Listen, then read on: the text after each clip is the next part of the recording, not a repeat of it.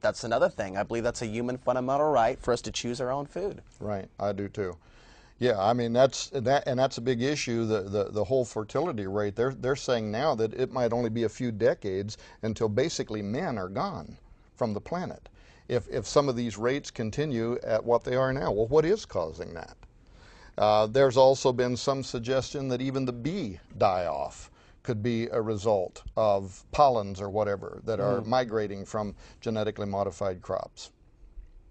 Very interesting. So you mentioned I Am Legend, and that definitely was an interesting film. So was Gattaca, and it's basically this premise of a designer baby. Right. Hey, look, we can take a look at your baby's DNA, since we have these wonderful DNA databases, and we'll just eliminate and tinker with a few genes so we make sure that your child lives a little bit longer. But when it comes to the end of the day, those with the better genes get the better jobs, hence the better incomes. Right. Do you think the future might potentially be going this route? Oh, I do. And in fact, I've debated James Hughes, for instance, on this issue on his own radio show.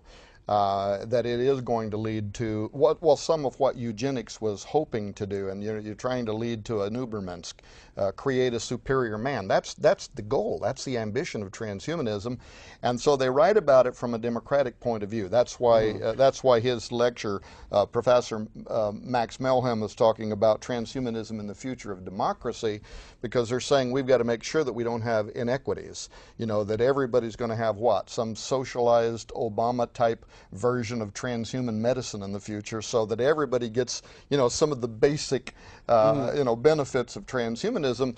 But we know that those who have power, who have influence, who have money, who have authority, they're always going to be the ones who have more of the benefits of human enhancement in this case. And so where you already have a gap right now, that gap is going to dramatically be inflated between the haves and have-nots. But in this case, it's going to be extrapolated to an entirely different level. I mean, if you're a CEO, you own a corporation, and you're trying to remain competitive in the marketplace, and you're competing with CEOs out there who have brain-machine interfacing, they've been enhanced, they can plug themselves in the matrix, they can think, they can process data at 1 billion times faster than us naturals, you know what I mean? And you're trying to stay competitive, who are you going to hire? That's going to be the future marketplace. Now, imagine the same thing with kids going to school. There are those who want to maintain their humanity for whatever reasons. It might not even be religious reasons. And now these kids go to school. They're always under enormous pressure anyway, especially in grade school, to want to be accepted, to want to be part. And there's the cheerleading squad or whatever, and you want to be a part of it. Now imagine what it's going to mean for these future children who are trying to go into some kind of a public education system, and you have the enhanced and the non-enhanced, and there is going to be no way the non-enhanced can compete. So now they're bringing all this pressure home, and the parents who are trying to maintain their humanity are having to deal with this. It's a nightmarish, Gattaca-like future world that is going to develop. And let me say one other thing. Even some of the transhumanists are saying this. There is a really well-known transhumanist by the name of Hugo de Garis.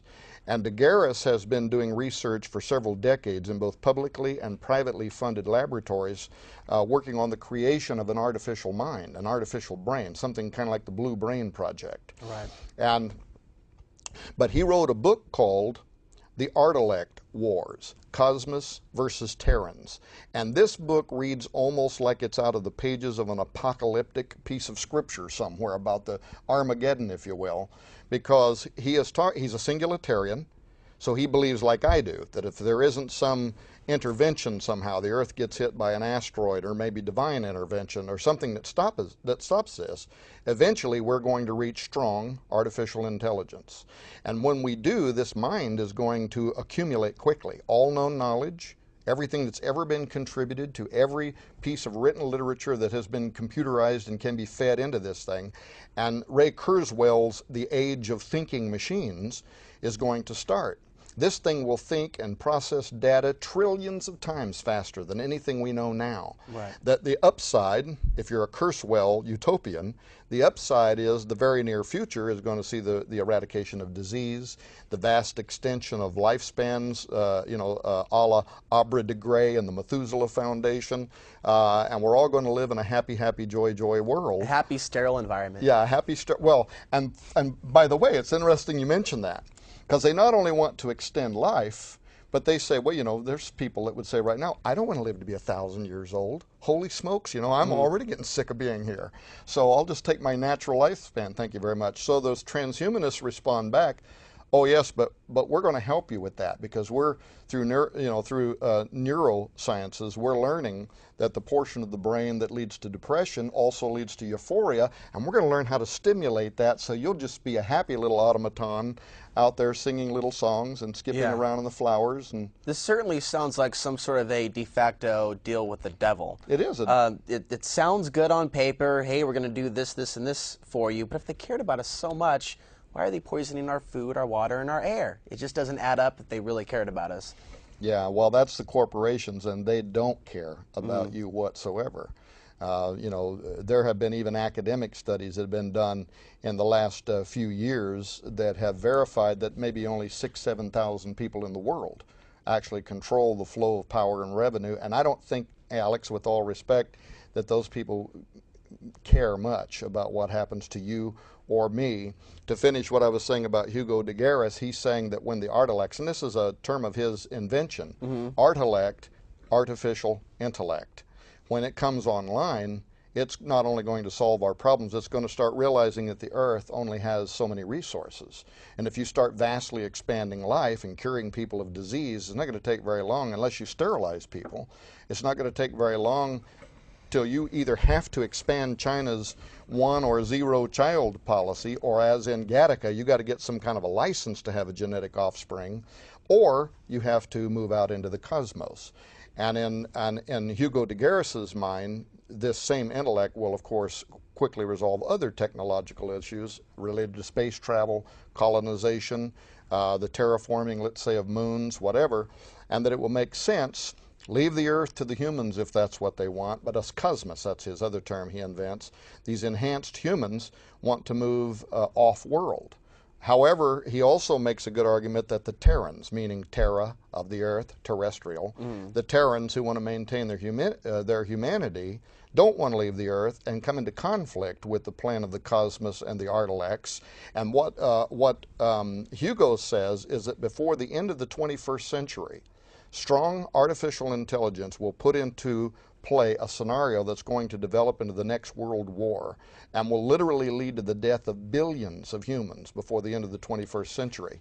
So talk about movies. I mean, this sounds like something right out of the next Terminator. Well, and it's backed up by mainstream news. For example, in Israel, they have set up their own, they're working on setting up their own artificial intelligence missile defense shield. I'm sure Israel is not the only country. So when the stress of war becomes too great, the machine takes over and the war continues to go on through the dark of night and through the light of day. It's a very frightening type of a future we're looking at. But I agree with what you had said earlier about the potential for this happening unless there's some sort of a cataclysmic event or divine intervention to stop this from happening. Unless that happens, I do see us moving along this. I don't see anything stopping at this point. Well, and it will and the issue is the world is not ready for it, because if technological singularity actually happens, and we're already using artificial intelligence, even Google uses artificial intelligence.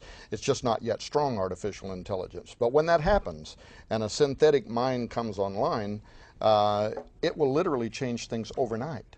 Overnight. Within 1 week, maybe.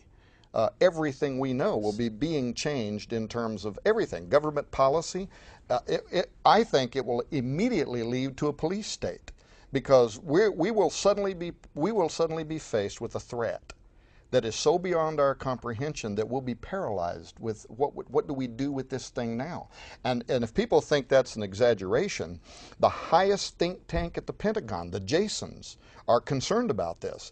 There was an article just recently called Jasons Fear Brain-Modified Foes, and they were talking about transhumanism, artificial intelligence, saying that this is the next arms race.